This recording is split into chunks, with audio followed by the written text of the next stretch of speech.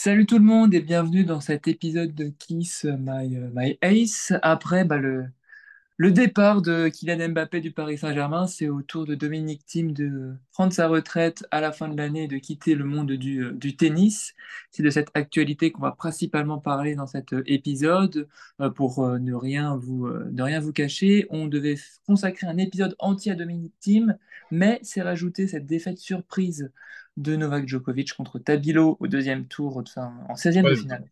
Ouais, au Au troisième troisième tour. tour, ouais. 16e de finale. 16e? Je sais plus. Mon troisième tour de Oui, Rome. c'est ça. Et on va un petit Troisième tour, peu 16e. en parler. Donc vous entendez Auguste. Auguste est avec moi. Salut Auguste.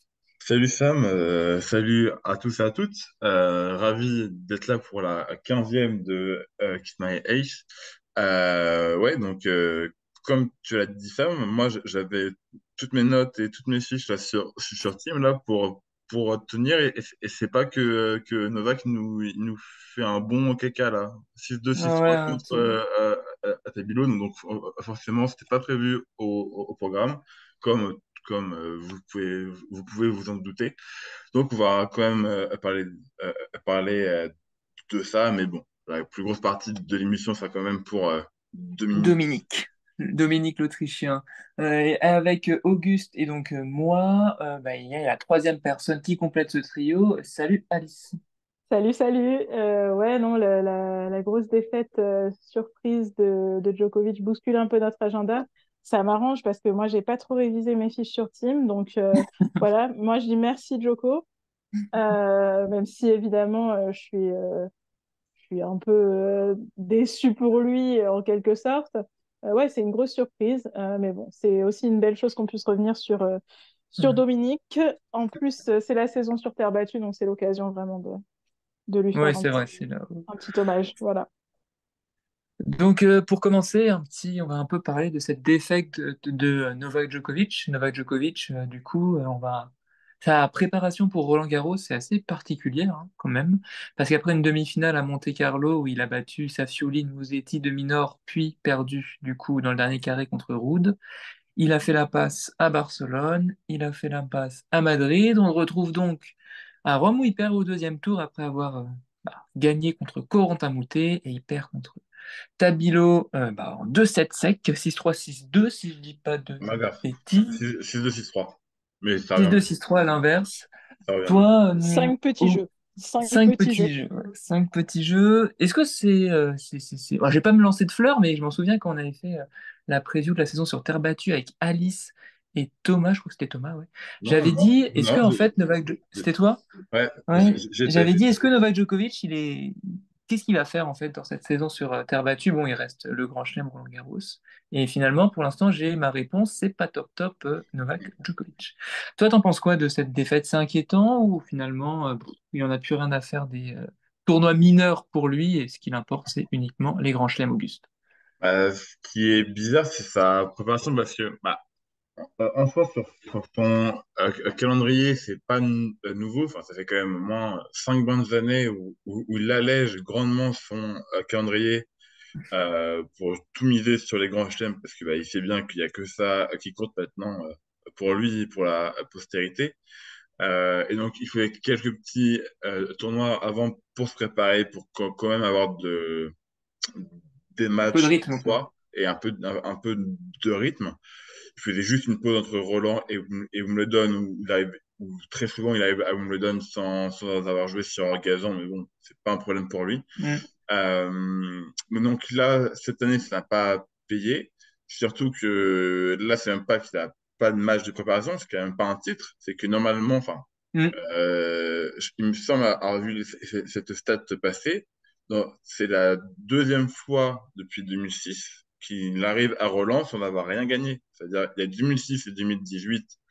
Après, 2018, c'est très particulier parce que c'est l'année où il revient de blessure. Il a un peu dans un creux de, de Mm. sa carrière.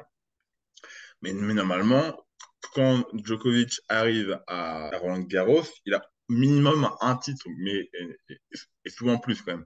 Mais au Mm. minimum, il en a un. Là, c'est pas le cas, donc il y a de la confiance qui commence à se perdre. Surtout que, bon, même si on en reparlera plus tard, les jeunes Alcaraz, Sinner, même les spécialistes de terre qui arrivent autour, les Ruud, les Tsitsipas, ça, ça fait du monde qui peuvent venir le battre et le titiller. Après, ce qui peut encore le sauver, et on l'a encore vu ces dernières années, c'est que Grand Chelem rime avec format 5-7, 5-7, 3-7 gagnant. Là où il a encore la main mise sur 99% du circuit, c'est-à-dire à part Sinner, qui l'a battu à Melbourne, et Alcaraz à Wimbledon. Ces dernières années, Djokovic plus 3-7 gagnants, ça va au bout. Donc, il y a peut-être encore ce format-là qui peut le sauver. On verra bien, parce que c'est dans 2 semaines que Roland Ouais. commence. On verra bien. Mais oui, c'est une préparation un peu tronquée ou alors pas ce qu'il aurait voulu. Et on verra bien ce que ça donne à Roland. Mais oui, ça fait vraiment bizarre de vivre et de parler comme ça et se dire qu'on est en mai et Djokovic, il est en méforme et il n'a pas encore gagné. Ça fait vraiment bizarre. Mais bon. Ouais, Mais pour pour toi, rebondir d'ailleurs, ouais, vas-y, oh, Alice. pardon, ouais. Mais pour Oui. rebondir sur ce que tu disais, Auguste, tu as dit, à mon avis, quelque chose qui est très juste, c'est pas la préparation qu'il aurait voulu.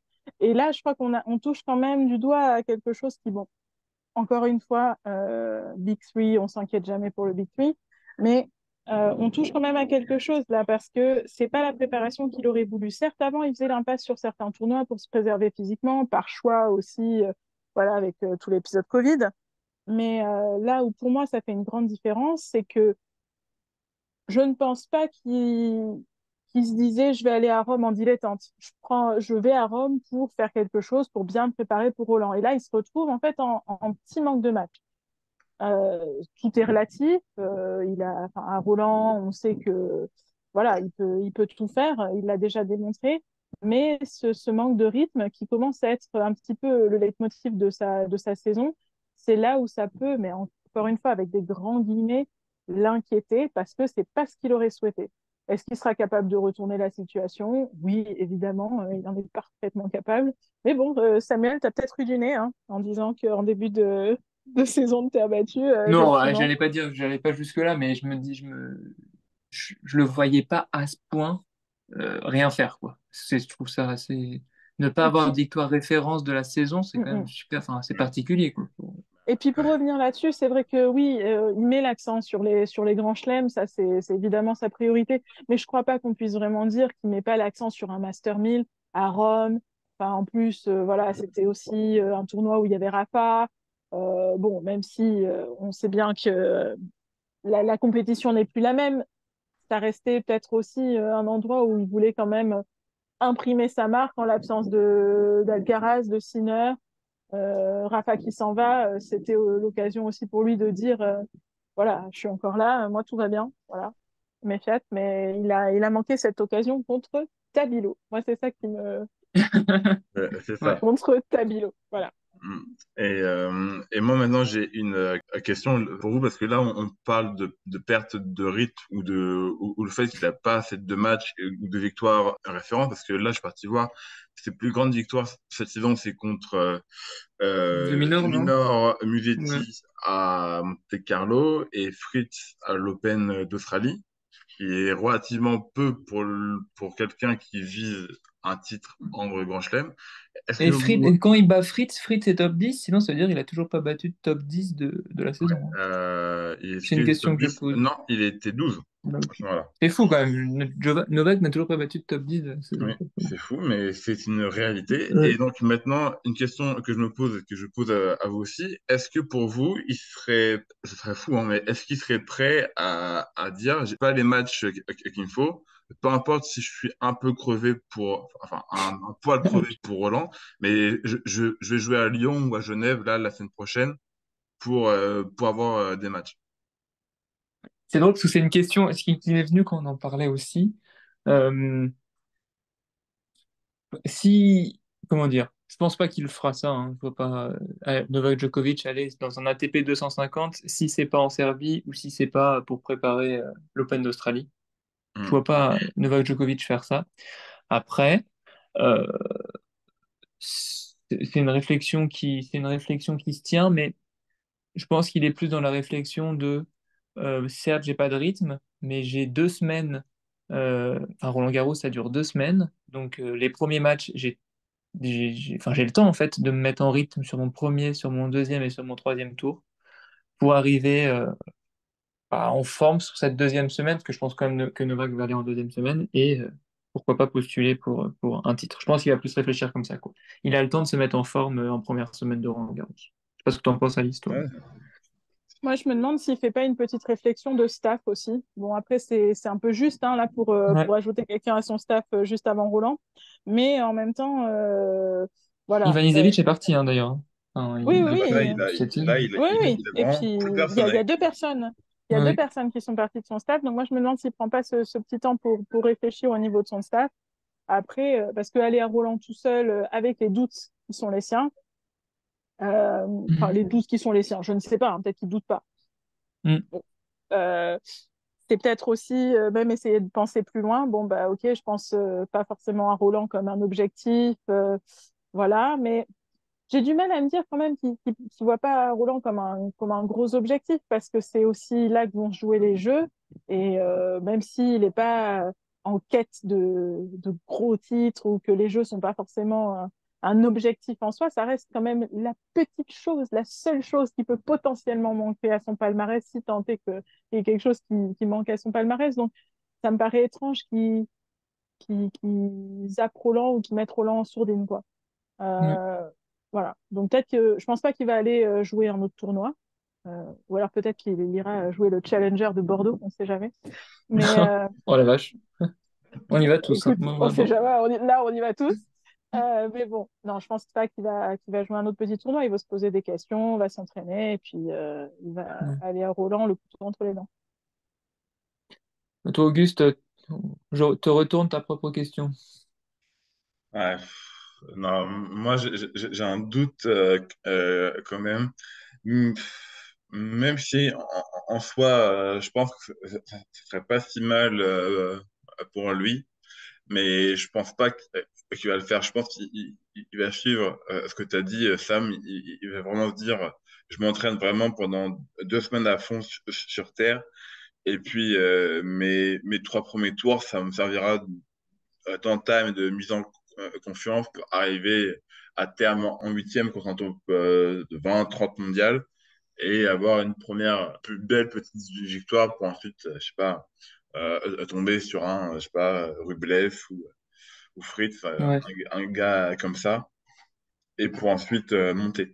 Donc oui, je pense pas qu'il va faire Lyon ni Genève, même si je serais lui, j'irais peut-être quand même. Parce que là, il y a quand même très peu de victoires. Ouais, donc en parlant de Roland-Garros, on se posait la question un peu avant de préparer le podcast de est-ce que ce c'est pas le Roland-Garros où il y a un tableau le plus ouvert, parce que plus ouvert même, je sais bien de faire la liaison, parce que bah, Rafael Nadal, comme on l'a vu, il est en pré-retraite là avec son défilé devant la Mais foule, une foule il va retourner massive à d'adieu. Rome. Novak Djokovic qui gagne pas un Masters 1000, le Masters 1000 de Monte-Carlo remporté par Tsitsipas, Barcelone remporté par Ruud, euh, Madrid Oui. remporté par Roublev. Donc il y a Hum. plein de vainqueurs différents. Alcaraz, Sinner sont pas en forme, Sûrement Medvedev blessé. non plus. Zverev, on sait pas trop. Est-ce que ce serait pas, toi Auguste par exemple, un des tableaux les plus ouverts qu'on ait jamais connus? Et est-ce que tu vois des favoris ou des tendances se dégager? Bah, c'est sûr que sur le papier à chaud comme ça, c'est le Roland peut-être le plus ouvert depuis 2004, on va dire. Euh, Ça remonte. ouais, je pense, parce que là, tout le top 4 est soit en manque de confiance, soit blessé. Et pour Medvedev, il n'a jamais trop perfait à Roland. Je crois qu'il me semble que son meilleur Roland, c'est un quart. Enfin, son meilleur parcours à Roland, c'est un quart. Mais bon, il a quand même Je me demande si c'est pas une demi, plein tiens, quand de je vais regarder. défaites avant. Et puis, bon, on sait très bien que Medvedev sur Terre, il ne faut pas en attendre grand-chose. Même si là, à Rome, il peut peut-être faire un truc. Bon, bref, on n'est pas là pour parler de ça. C'est ça. Et puis après, tout le reste du top 10 ça se vaut. Et ça se joue bien sur Terre. Donc oui, sur le papier, c'est très ouvert. Par contre, et j'en parlais un peu tout à l'heure, Pour moi, même s'il est en méforme, Djoko est encore le favori numéro un pour Roland parce que c'est le format 5-7. Et Mm. que sur ce format-là, il a trop d'aura. Il a un QI tennis de gestion des moments chauds et froids qui est trop fort. Il peut se retrouver dans des situations où il est mené vraiment 2-7-0 et tout remettre à plat et quand même gagner. Je pense que sur ce format-là, il est encore plus fort que beaucoup de gens. Et franchement, à part Sinner et Alcaraz, si tant est qu'il soit revenu à 100% en forme, je vois pas qui peut prendre Djoko sur un format comme ça. Donc, pour moi, Mm. Djoko est encore favori, mais on n'est pas à l'abri d'une même surprise, Mm. c'est sûr. Mais pour l'instant, T'as, je reste sur ça. t'as partiellement répondu à la question que j'allais te poser, parce que est-ce que tu crois vraiment qu'il a encore cette marge sur le format en 5-7? Parce que Et oui, finalement, oui, sur les oui. matchs qu'on voit, il a des hauts et des bas quand même. Et je crois que bon, Laura, elle commence à en prendre un petit coup, et sur Oui, des, non, sur des joueurs qui oui, mais ça, peuvent c'est lui sur un poser format des problèmes. 2-7. Au- Parce que, alors, au début de la saison, j'aurais dit, ouais, effectivement, sur 5-7, et en plus en Grand Chelem où tu as un jour de match, un jour de pause, que vraiment tu montes en puissance quand tu es tête de série parce que tu ne prends pas tout de suite, contrairement voilà, au final de Masters où tu prends direct les 8 meilleurs. Voilà. Là, il a le temps vraiment de poser son jeu, mais je pense quand même que son aura en a pris un coup, et que il y a des joueurs qui peuvent lui poser des problèmes sur terre, qui vont se dire, mais en fait, c'est cette année ou jamais. C'est cette année ou Mm. jamais parce que bah, peut-être que Djoko est enfin, sur le déclin, entre grands guillemets. La terre battue, c'est pas, enfin, c'est une surface sur laquelle il performe comme toutes les autres surfaces, mais il y a de la place. Et je pense qu'en termes d'aura, je crois pas qu'il a autant de marge que ça. Et sur le plan physique, je suis pas sûre qu'il ait autant de jus face à des joueurs qui, s'ils reviennent en forme. Je mets pas Alcaraz parce qu'il m'a l'air bien loin de sa forme. Sinner, il est inquiétant, mais sur des joueurs en forme qui, certes, d'habitude, ont toujours un blocage face à lui. Je pense par exemple à Tsitsipas. Mon Dieu, en début de saison, j'aurais jamais pensé à Tsitsipas. Mais là, je pense que le logiciel peut changer pour des joueurs qui ont toujours été un cran en dessous, mais qui, cette saison, se disent non, mais en fait, je suis à niveau. Donc, si je joue le meilleur match de ma vie, ça passe. Et je pense que enfin, sur le papier, ça peut passer. S'ils jouent le meilleur match de leur vie, ça passe. alors moi, ça, sur un format 2-7 gagnant, je suis totalement d'accord. Mais sur 3-7, je suis pas d'accord. Parce que il y a juste à prendre ce qui s'est passé il n'y a pas longtemps. C'est-à-dire, les deux derniers qui l'ont vraiment battu, c'est Sinner et Alcaraz à Melbourne et à Wimbledon l'année dernière. Mais sinon, ils gagnent tout. Ça veut dire, l'année dernière, il en prend 3 sur 4 et il est à un set de faire le Grand Chelem. Cette saison, contre Sinner, il tombe vraiment contre un super Sinner qui a pas bronché et qui est resté, enfin, qui a joué très long, très agressif et qui n'a pas laissé de répit. Mais C'était pas sinon, un très bon Joko non plus, hein, tu vois. oui, et bah, Mais d'autant plus. il est pas très bon depuis 2024, ouais. Moi, je pense Mais que avant de te laisser finir, je pense que l'écart sur Grand Chelem entre Joko et les autres est en train vraiment petit à petit de moi, diminuer. je suis pas d'accord. Enfin, il diminue que entre lui, Sinner et Alcaraz. Ça Mais suffit hein, pour perdre un Grand Chelem, hein. oui, oui, non mais peut-être, mais pour moi, il y a aucun monde où Djoko perd avant les demi-finales à Roland, et après ça va dépendre de son tableau. S'il est dans la partie de Medvedev, il le battra. Si tant est que ce soit Medvedev en face, ce qui est loin d'être fait. Faut pas Mais qu'il rencontre Tabilo, quoi. Ouais. franchement, mais franchement, non. Surtout que là, Sinner et Alcaraz ne joueront pas à 100%. Je pense que les deux vont jouer Roland, bien sûr, mais ils sont peut-être pas à fond, encore blessés. Donc non, moi, là, encore, alors, faire Djoko est un peu sur le déclin sur ce premier semestre, mais pour moi, c'est encore beaucoup trop tôt pour dire qu'il ne veut pas aller au bout et gagner Roland. Pour moi, c'est beaucoup trop tôt. Non, mais je dis non, mais oui. Clôturons la page pronostic pour Roland Garros et puis et les perspectives pour Novak Djokovic. Parlons maintenant d'un autre roi de la terre battue, Dominic Thiem, qui a annoncé cette semaine qu'il allait mettre fin à sa carrière en fin d'année. Justement, comment présenter Dominic Thiem rapidement avant de vous laisser nous présenter vos souvenirs de cet Autrichien? Dominic Thiem, il est né en 93, il va donc prendre sa retraite quand il aura à peu près 31 ans. Euh, As de la terre battue, 17 titres ATP, 12 finales perdues, le meilleur classement obtenu, c'est troisième. Il a quand même réussi à se loger dans le classement entre le Big Three. Une victoire en Masters 1000, et puis, quatre finales de Grand Chelem, dont une remportée à l'US Open contre Alexander Zverev en 2020, et deux finales perdues à Roland-Garros contre l'ogre Novak Djokovic, une finale perdue à l'Open d'Australie contre, euh, pardon, Roland-Garros perdu Divers. contre Nadal, et à l'Open d'Australie perdu contre Novak Djokovic. Toi, par exemple, Alice, si tu devais, je sais pas, me donner en un mot, la- un mot pour décrire la carrière de Dominic Thiem, ce serait lequel? Et après, je te laisse expliquer. Ah bah, je suis un peu, ouais, je vais être un peu mauvaise en disant malchanceux, ouais, Ouais. malchanceux. Mais en même temps, je pourrais tout aussi dire ultra chanceux. Mais non, malchanceux parce que effectivement, voilà, ces finales perdues, tu l'as rappelé, Samuel, ils sont perdus face à deux ogres. Mais je garde quand même un super souvenir de voilà sa finale contre Zverev où il a une petite fenêtre. Les deux, vraiment, je me souviens de ce build-up où les deux avaient vraiment cette chance-là, cette opportunité phare d'arriver à saisir le Graal. Et c'est lui qui a pris sa chance. Donc, c'est ça qui fait, je pense, sa carrière aussi, qu'on peut, au milieu du Big Three qui était quand même dans, dans leurs années presque parfaite. Le fait que lui ait réussi à se glisser là, lui et un Stan Wawrinka ait réussi à se glisser là, euh, Ouais. c'est c'est quand même chapeau, quoi. C'est inédit. Pour reprendre ce que tu dis, malchanceux et il a un peu joué au tennis dans la bonne ou la mauvaise époque, c'est selon qui on est.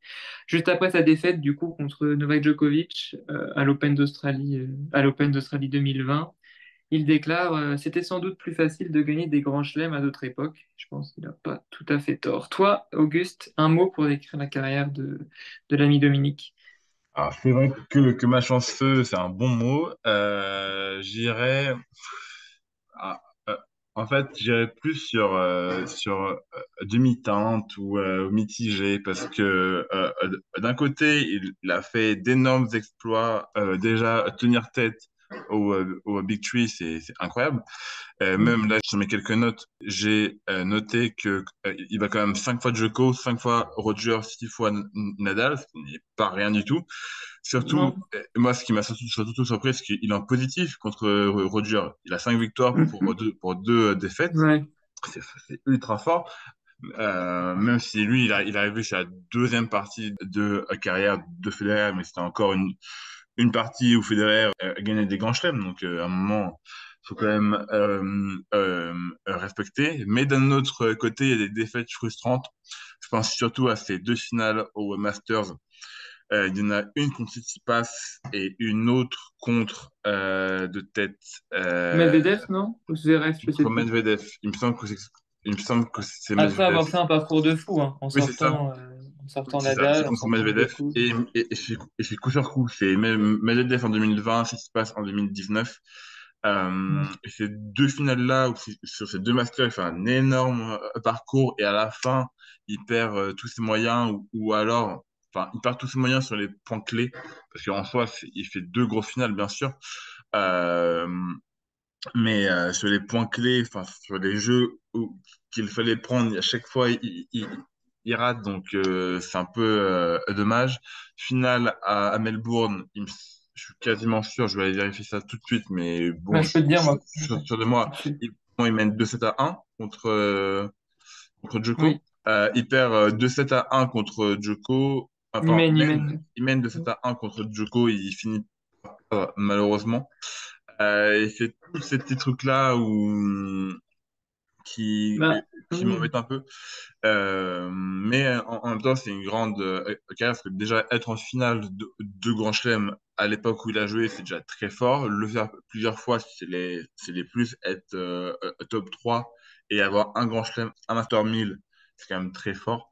Donc Mm. non, respect. Et puis post 2020, enfin, une fois qu'il a gagné son Graal, il y a les blessures qui l'ont jamais lâché. Et c'est très triste parce que bah, c'est un joueur qu'on adorait tous, je pense, et c'est dommage qu'il mette fin à sa carrière, non pas par envie, mais à cause de ses blessures qui le laissent pas tranquille et il peut pas trouver de la confiance, donc son niveau de Mm. jeu d'avant. Et c'est dommage que ça s'arrête sur ça. Toi, pour toi, Alice, c'est une fin de logique, c'est une fin de carrière logique. Fallait... Ou c'est surprenant ou tu t'y attendais pas quand même.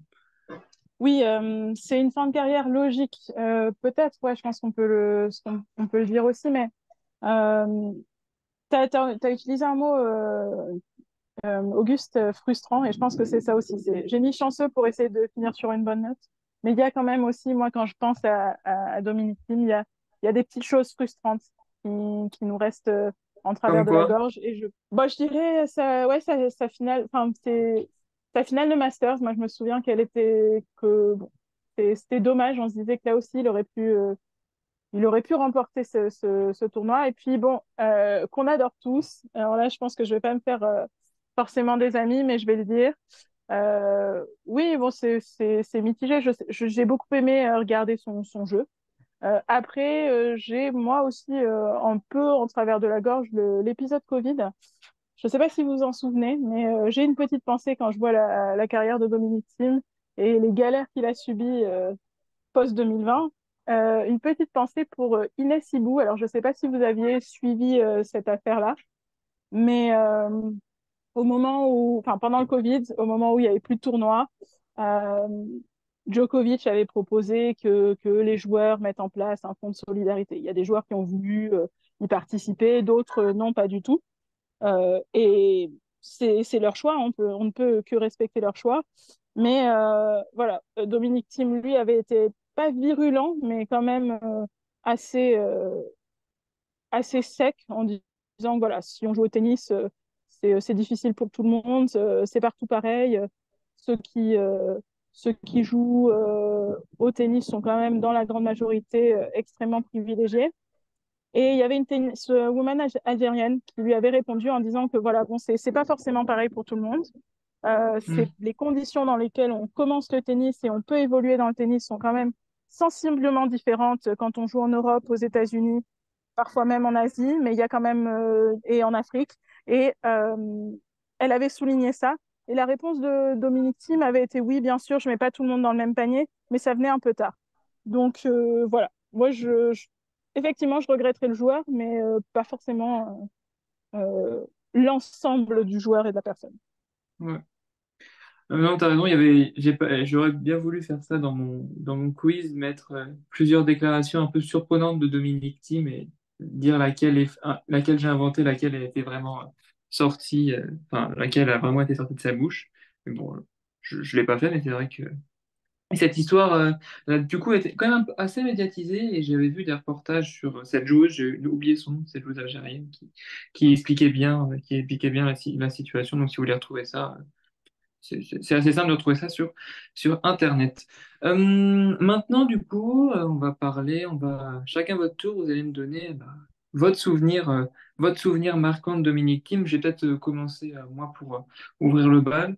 Moi, je pense le souvenir de Dominique Thiem qui m'a le plus marqué, c'est sa finale à Roland-Garros contre Rafael Nadal sur les deux premiers sets, où j'ai rarement vu un gars réussir à autant tenir tête à Rafael Nadal sur une finale de Roland-Garros, au point où je me suis dit, putain, il va le faire. Bon, évidemment, j'avais oublié qu'en face, c'était Rafael Nadal et qu'après, il lui colle 1 et 1. Mais avant ça, il tient vraiment tête à Rafael Nadal. Il perd certes le premier set 6-3, puis l'Autrichien gagne le deuxième 7-5, et puis sa puissance de jeu, cette facilité à jouer sur terre battue, fait que physiquement, je pense, il pouvait vraiment imposer une espèce de duel à Rafael Nadal. Mais bon, Et puis il pouvait tenir avec son revers à une main sur les frappes de Rafa, ce qui est rare quand même.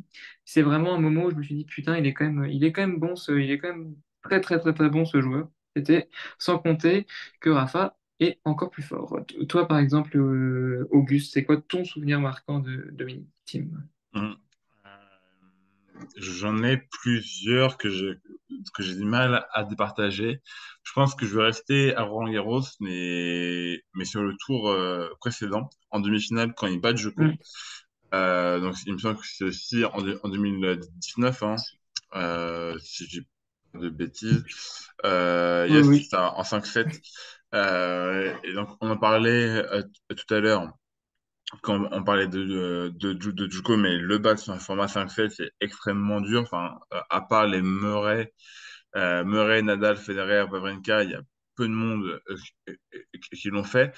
Et encore plus à ce moment-là où Djokovic est dans un prime, où il est en pleine confiance, il a pas de problème physique, il n'a aucun doute au niveau mental ou de résultat. Et Ouais. réussir à faire ça en demi-finale d'un grand chelem à un moment où Djokovic est numéro un mondial et tu remontes encore. Parce que à ce moment-là, Team mène 2-7-1. Djoko revient à 2-7 partout après un gros quatrième set. Et à ce moment-là, bah, on se dit, bah, on connaît l'histoire. Djoko, il a gagné 6-3 dans le cinquième et c'est fini, quoi. Et ben non, Tim revient, il se bat, il abandonne pas, il va chercher cette victoire de référence. Ouais. Et bon, après, il ira perdre en finale contre Nadal, mais juste le fait d'avoir battu Djoko à ce moment-là, où là, il n'y a rien à dire, il n'y a pas une polémique, il y a oui, il était blessé, oui, il était pas bien, oui, il se fait mal. Non, là, c'est deux joueurs au sommet de leur art, et t'as l'ogre Djoko qui tombe contre. Mais qui tombe sur terre. Ouais. Et c'est une victoire claire, nette, précise, où il y a aucune excuse pour Djoko. Il l'a battu à son propre jeu. Et dans un match où tout s'est bien passé. Donc, ouais, moi, c'est surtout cette grosse victoire, même s'il y en a d'autres, bien sûr, mais cette victoire de team contre Djoko à Roland 2019, franchement, très, très fort. Chapeau. Chapeau bas à toi, Alice. Est-ce que tu as un souvenir marquant de team qui reste dans ta mémoire? Euh, Bah écoute, Auguste vient de me le prendre, donc voilà, mais Ah, pardon. Bah, à tu peux en part... reparler, hein, c'est intéressant, hein, que... non, non, c'est vrai que c'était un duel assez impressionnant, et puis je pense que... Ouais, je pense que là, on a quand même vu la force mentale que Tim pouvait avoir sur certains moments.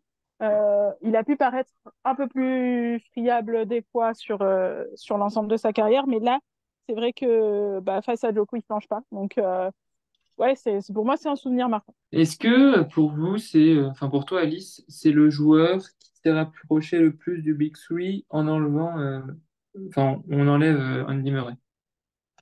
Moi, j'ai quand même un petit bémol Wawrinka. Oui, je Ouais, suis Wawrinka a d'accord avec ça. posé Je suis d'accord avec ça. avec pas mal de problèmes au Big Three. Et puis, il a réussi, parce que pour le coup, je trouve que Wawrinka, qui arrivait un peu plus tôt, bon, il n'y peut rien, hein, Tim, c'était un Hmm. bébé. Donc voilà, et Wawrinka, un vétéran, donc voilà. Mais Wawrinka, avec Murray, c'est quand même, ils se sont pris le Big Three en pleine face. Alors, à l'époque, on pensait quand même que Djokovic était un petit peu en deçà. Bon, après, on a vu plus tard qu'il Que s'est non. révélé un peu plus tard, mais oui, voilà, que non, que pas du tout. Mais il se prend quand même Nadal et Federer en pleine poire.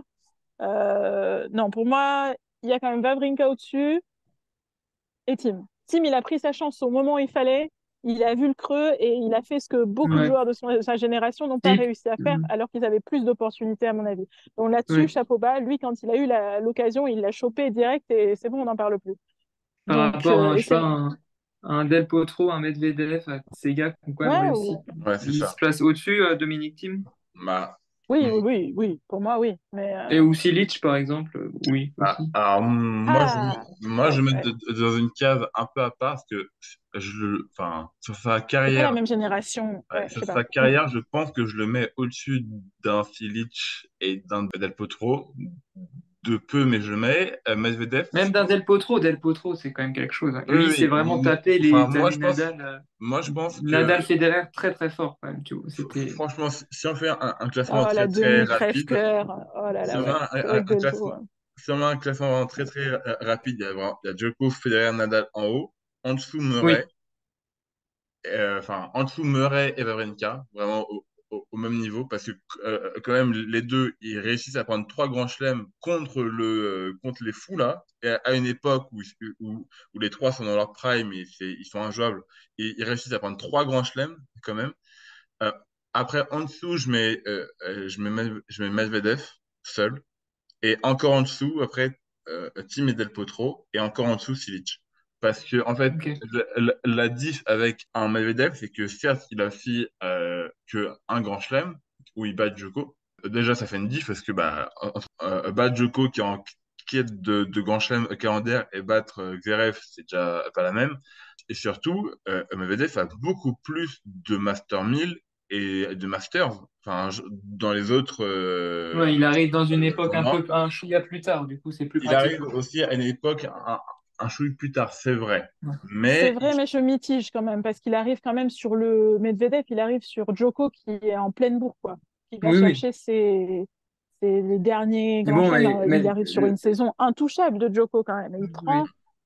Non, c'est sûr. Mais le truc, c'est que Medvedev, il arrive sur une saison, bah, comme tu le dis, où Djoko est bon, mais c'est un spécialiste de dur. Et là où Nadal, il aurait certainement pas gagné ses titres, alors que Thiem, là où il aurait plus de chances, où il avait plus de chances de gagner des titres en Masters 1000, c'était sur terre battue, et il avait là un Nadal et un Djokovic au sommet, quoi. C'est là où. Oui, je vois ce que tu veux dire. et Mais quand puis, même, Mais oui, non, ça joue, j'entends, hein. et puis surtout, je pense que pour Medvedev, lui, il doit être à la moitié de sa carrière là. Et si on me dit que dans 10 ans, Medvedev, il a trois grands chelems, je te crois. Enfin, Ouais. là, on juge un joueur qui a un seul grand chelem, un Master 1000 et qui est en fin de carrière et qui, à moins d'un enfin, c'est même plus un miracle, c'est un sûr miracle, ne gagnera plus rien, et encore moins un grand chelem ou un Master 1000. On compare un joueur qui est dans son prime et qui peut largement encore gagner au moins un grand chelem et au moins 5-6 Master 1000 facilement. Donc c'est pour ça que je mets Medvedev au-dessus. Mais dans on va dire, ces 15 dernières années, Thiem a été un des grands joueurs qui ont porté le tennis à l'international, c'est sûr. Oui.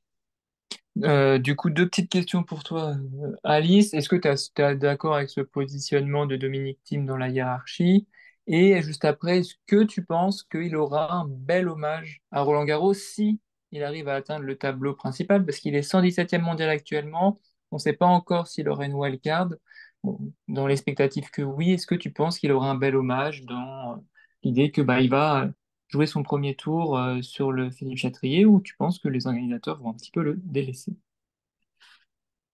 j'espère que non. J'espère qu'ils vont pas le délaisser. Après, les organisateurs, ils vont avoir fort à faire, hein, parce que sur les Mm. premiers tours, il peut y avoir beaucoup de départs, hein. Ouais, Donc, Cornet, Nadal, Cornet, Nadal, Thiem, Thiem, ouais, Gasquet, ça peut aller vite. Gasquet. Gasquet Gasquet, oui. aussi. Mais ouais, voilà. Donc, je pense que il aura son hommage. Après, je pense pas que ça va être l'hommage sur lequel on va mettre l'accent. C'est dommage Mm. pour lui. Le timing est mauvais, mais bon, voilà, on contrôle pas ce que son corps dicte. Et puis, je pense qu'il aura aussi un hommage à la maison. Voilà. Par contre, sur le positionnement dans la hiérarchie, oui, je suis complètement d'accord avec toi, Auguste. Pour moi, Medvedev est déjà. Je sais pas pourquoi je mets encore Medvedev au-dessus, parce que c'est vrai que c'est tout le problème en fait de comparer des joueurs qui n'ont pas, enfin, de générations différentes. Voilà, c'est difficile après de faire une hiérarchie dans le temps. Mais je mets quand même effectivement Medvedev un petit peu au-dessus, parce que j'estime qu'il a eu cette double concurrence. Il a eu Nadal en fin de prime, mais quand même. Il y a eu Djokovic en prime. Et derrière, il se prend la nouvelle génération aussi avec les Sinner Alcaraz. Donc pour moi, et il arrive quand même à se distinguer du lot.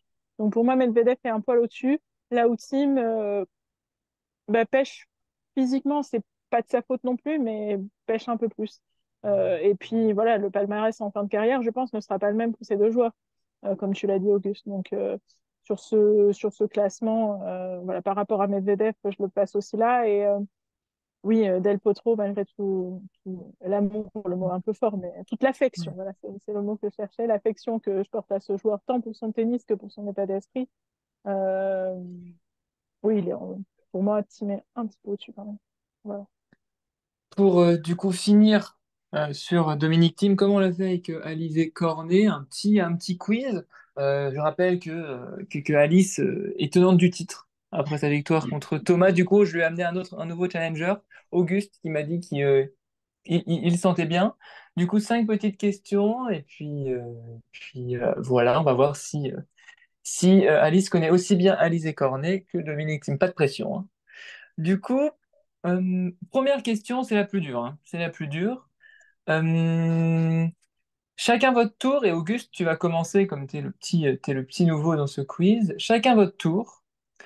Vous allez devoir me citer un vainqueur de Grand Chelem dans l'Air Open qui a pris sa retraite avant 30 ans, donc à peu près comme Dominic Thiem. Pour vous Ok. aider, il y en a un, 2, 3, 4, 5, 6, 7, 8, 9. Donc un vainqueur de un ou plusieurs grands chelems qui a pris sa retraite avant 30 ans. À toi l'honneur, Auguste. Ouf, bah, je suis bien content de commencer sur celle-là. Je veux dire Borg.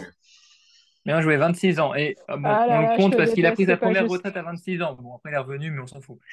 C'est pas juste, c'est pas juste. Ça, c'est trop injuste de me faire ça. Moi, la Scandinave, de me prendre Borg dès le début. Ouais. Non, c'est une grosse injustice, là. Non, Est-ce mais... qu'il y a il y a un Euh, autre Scandinave? Non, pas. non, non, Non. non. Bah, Ah si, il y en a un autre. Il y en a un autre. ah, bon, 30 ben ans. alors, s'il y en a un autre, Villander, mais non, non, Non, non, c'est pas possible. Non, Non, non, non, non, un autre attends, attends, attends, Suédois. non, non. c'est bien après. Non, non, non, non, non, non, non. Avant Oh 30 merde. Euh, mais je me demande. Ah, j'ai un doute maintenant. Non, je pense pas. Bah, je sais, écoute, je saurais pas te dire qui a pris sa retraite avant 30 ans. Mais, c'est Surtout quand même chez les vachement hommes, Il y a j'avais un dit autre Suédois, Norman. hein. Ouais, Norman, Un autre mais Suédois. non, non, non, non. Où alors? Norman. Enfin, après, je vais tous les citer, hein, c'est bon. Auguste, tu passeras ton tour. Euh, Bah, dans les autres Scandinaves, il y a Soder. Non, bah non. Si, Non, mais Il a qui pas est-ce de qui a grand gagné un grand chelem. chelem? c'est la Qui ligne, a il a gagné un fait. grand chelem? J'ai oublié. Pardon. Qui a gagné un grand chelem, tu as dit. Oui. Oui, il a fait deux finales et pas de titre. Donc de Scandinave qui a gagné un grand chelem. Après Plusieurs même, 6. Edberg. Ouais. 30 Edberg, ans, tout juste. Edberg l'a pris avant 30 ans, purée. Ouais, ouais, c'est ce que j'ai. Bah, c'est le seul que je Pas voyais avant, mais qui. dans sa trentaine, quoi. Au même zoo que Dominique Thiem. Je me suis arrêté Ouais. à 30, enfin, à 30 ans et Ah, 12 mois. Ok. ouais. Ah, ok. Euh... Merci, merci, merci.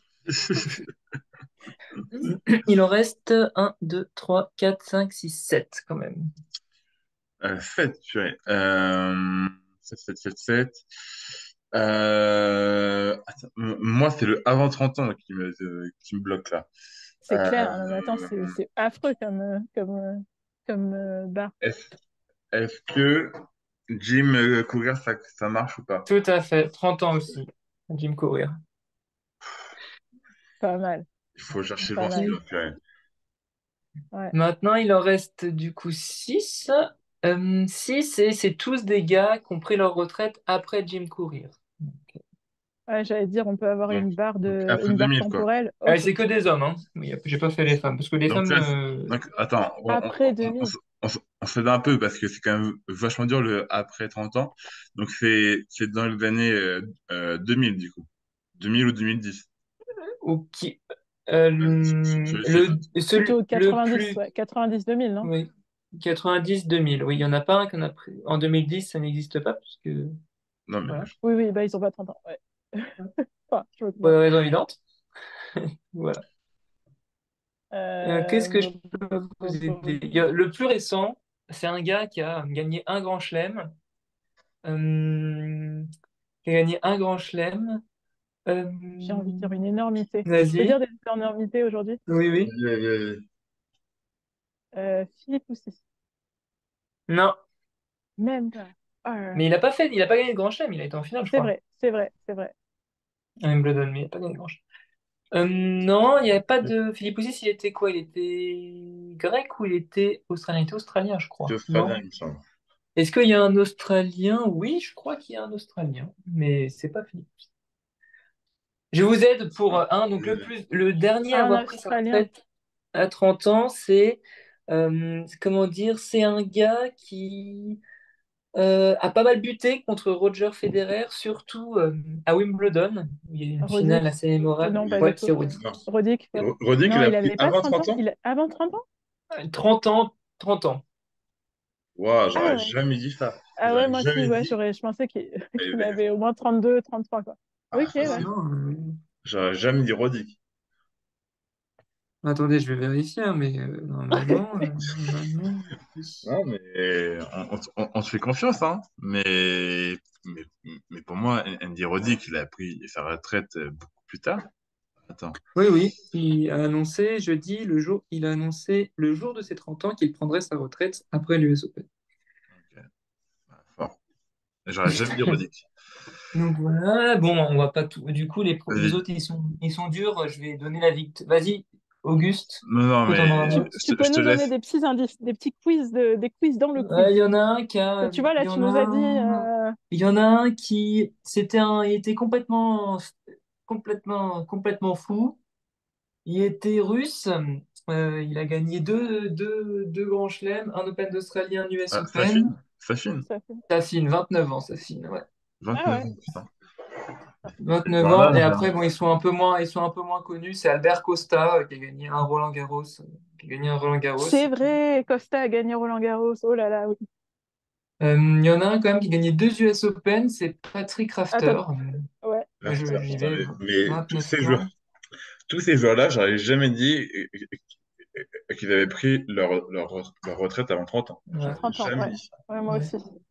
Mais Michael finalement, Stitch, il m'en reste deux, attendez. Michael Stitch, 29 ans quand il prend sa retraite, avec un Wimbledon. Et le fameux nom russe qui fait peur, Yevgeny Mika Kafelnikov, Felnikov. qui J'ai 28 failli ans le quand dire il prend sa retraite.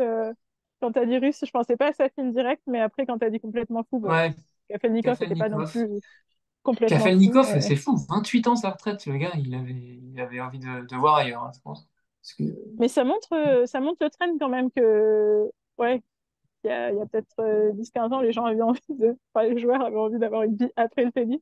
Là, ouais, on sent qu'on est sur la rallonge, rallonge, ouais, rallonge, ouais. quoi. Donc, bon.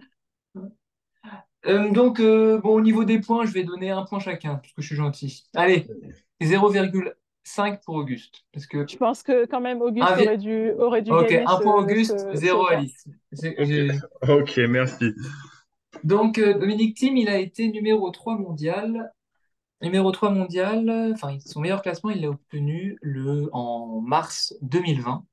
Comme pour Alizé Cornet, il y a eu cette même question. Qui étaient les 9 autres joueurs à Non, compléter le non, top 10? C'est plus non. facile, quand même. Plus Ça, facile. Mais non, c'est quand même un peu plus récent. Donc, Donc, le, Alice, vas-y, donc là, Alice, attends, commence, comme ça, Auguste commence. Bon, moi, je peux c'est le commencer là? top Je peux 10 commencer? Attends. c'est Le top 10 en top 10 mars en mars 2020. 2020, quand Ok, Team est troisième mondial. ok, ok. Ok, C'est à bon, toi. je Ça va, commence, ça va, je ça va. commence, Oui. parce que je prends la main. Djokovic. En un, Djokovic, tout à fait, numéro 1 Euh, mondial. Nadal, Numéro 2, Team numéro 3. team numéro Il en 3. reste, il en reste 6 Je suis autres. très confiant. 7 autres. T'es confort, Alice. là, Auguste? Ah oui, là, je suis très confiant. Bon, alors, Zverev. Tout Oui. à fait. Zverev, il Lui, il rentre. était numéro 7. Il avait 22 ans. Non, bah, Tsitsipas, Tsitsipas, il doit y être. il est numéro 6. oui. Ça- On n'a pas le 4. On n'a pas le 4 et 5. Oh, là, pas le 4 et 5. Oula, alors, attends. Je pense pas. 2020, tu me dis, bah, ah, Medvedev, il y est déjà? Oui. Oui, bon, ben C'est c'est ta, Medvedev. c'est ta- c'est ta réponse? Oui. Je pense que Bah, de toute façon, là, Et Medvedev est 5. il nous Donc il reste vous 5 manque le minutes sur 4. le timer, là, donc oui, ma réponse est Medvedev. donc, il nous manque le 4, 8, 9, 10. Ouais. Est-ce que Rublev, il serait pas genre à 9 ou 10 par là? Mm, mm, Oh, oui. c'est l'élimination d'Auguste. Aïe, aïe, aïe. Il était Non, 14. On a Un point tenté, Alice. Donc, on a je tenté, finis, je on finis a le top tenté. 10. Du coup, le 4 c'est Roger Federer. Hein, vous l'avez oublié, mais il était là. Hein. Le bougre. Ah oui, c'est Top vrai. 4. Top Ça y est, 4. comme on oublie, c'est cruel le tennis, c'est cruel. Et après, le 8, 9, 10 dans l'ordre, Berrettini, mon fils, et David Goffin. Un partout. Un partout. Un beau top 10. Mon fils, c'est beau, c'est beau. Ouais, Merci de mon nous fils, avoir c'est rappelé beau. ce moment. On l'a dit, mais Dominic Thiem, il a fait sa carrière principalement avec des victoires sur terre battue, même s'il a gagné ses deux plus gros trophées, C'est en dur. bizarrement, C'est en sur dur. dur. Je voudrais donc, au juste prix, le pourcentage de victoires de Dominic Thiem sur terre battue avant janvier 2021. Tout ce qui est après janvier 2021, Oui, j'ai pas ok. compté. Mais Pendant avant qu'il joue, janvier quoi. 2021, le pourcentage de victoires sur terre battue de Novak Djokovic, de Dominic Thiem.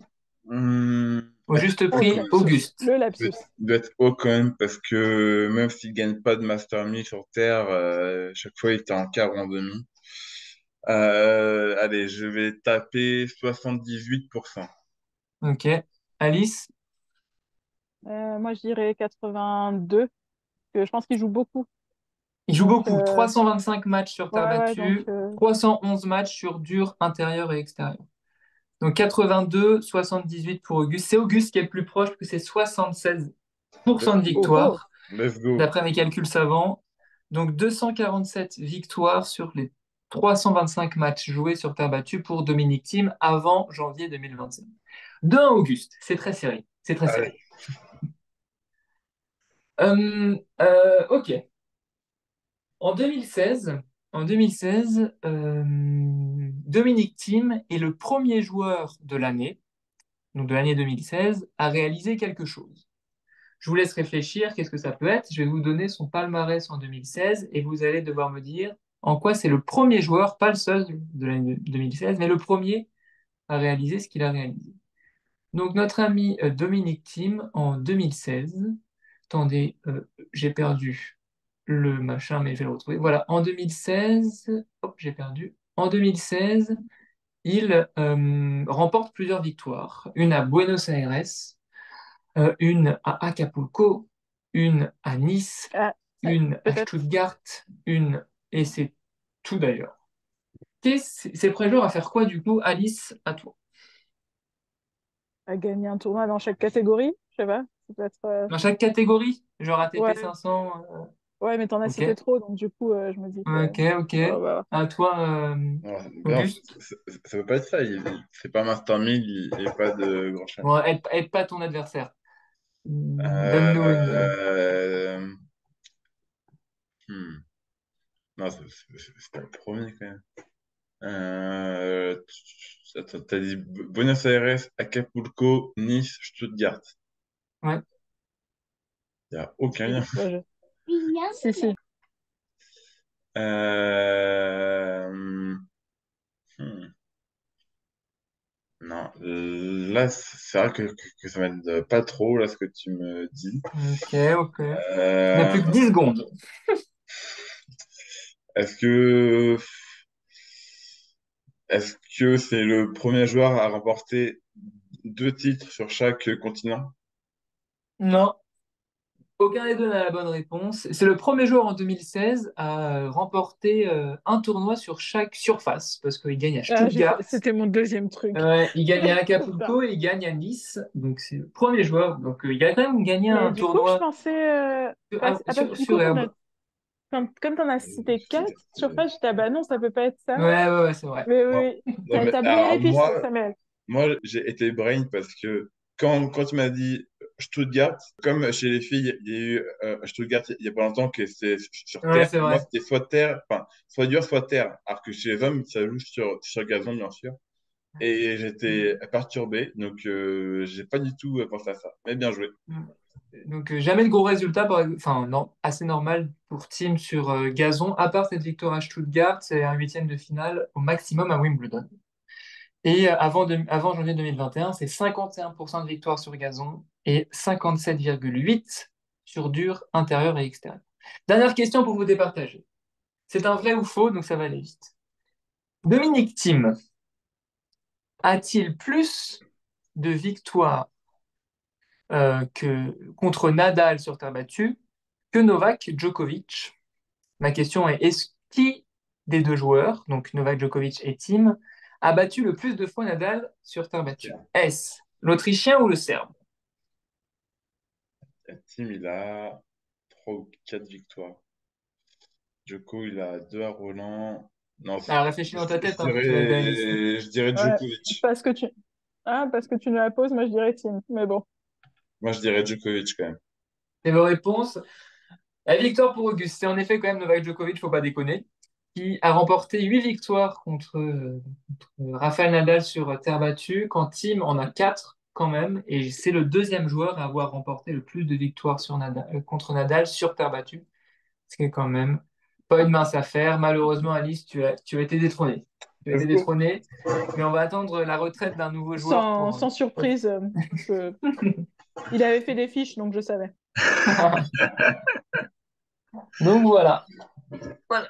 Voilà, voilà. Merci à tous de nous avoir, merci à tous de nous avoir écoutés. J'espère que vous avez eu 5 sur 5 dans ce quiz.